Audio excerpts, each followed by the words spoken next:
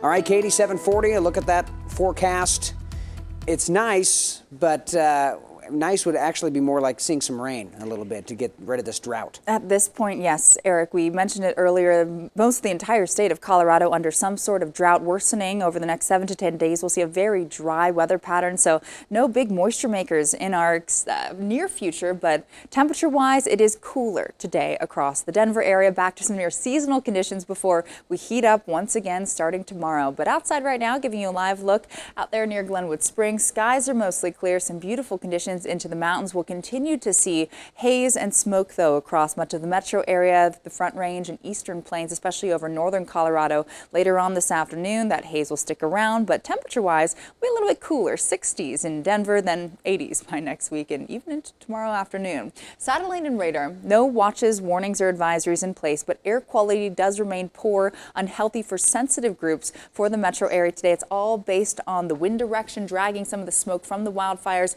into much of the Front Range, just backing up against the foothills. So please keep that in mind if you are sensitive or suffer from respiratory issues today. Probably want to limit the time outdoors. Temperatures outside right now are nice and chilly up over Estes Park, Allens Park, and Berthoud Pass, only in the low 30s. 40 right now in Aurora. Definitely want sweater, maybe light jacket early on. Later on this afternoon, it'll feel a lot like fall. Some sweater weather returning to the eastern plains. Right now we're in the low 40s. Denver out through Akron, only 38 degrees in Lyman, with upper 20s to low 30s from Steamboat down through Gunnison. Now, our Front Range futurecast this afternoon, winds will kick up from the northwest, especially over the far eastern plains by about 10 a.m. In Denver, it'll be pretty calm and cool through the morning hours. Low 60s by about lunchtime. Here's 12:15. Boulder at 61 degrees. 50s out to our west over Grand Lake, down through Frisco and Keystone. Beautiful time in the high country. Won't be quite as smoky west of the Divide and over the western slope. This afternoon by about 3 o'clock, topping out in the high 60s. Here in town, Fort Collins at 69 degrees.